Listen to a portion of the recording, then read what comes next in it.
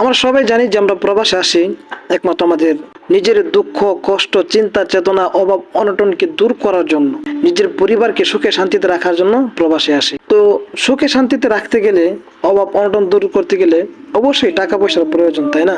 অভাব অনটন, দুঃখ কষ্ট, সুখ শান্তি এগুলো টাকা পয়সার বিনিময়ে আসে, ঠিক আছে? তো সেই টাকা পয়সা উপার্জন করার জন্যই আমি আর আপনি প্রবাসে বা বিদেশে এসে থাকি।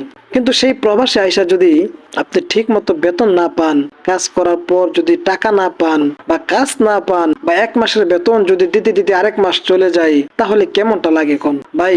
দেখেন, আজকে এই কোম্পানিতে আসার পর থেকে নির্দিষ্ট টাইমে, একই টাইমে 2 মাসের বেতন পাইনি। এই কোম্পানিতে প্রায় 3টা বছর চলতেছে।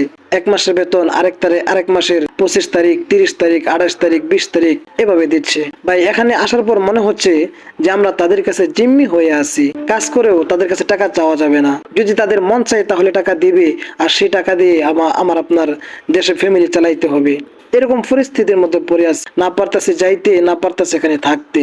সকলে আল্লাহ তাআলার কাছে দোয়া করবেন, আল্লাহ তাআলা যেন আমাকে সহ আমার মতো যারা ক্ষতিগ্রস্ত আছে, এরকম মানে বিপদে পড়ে আছে, এরকম সমস্যার মধ্যে পড়ে আছে, আল্লাহ তাআলা যেন সকলকেই এই সমস্ত সমস্যা থেকে মুক্ত করে দেন। আমিন।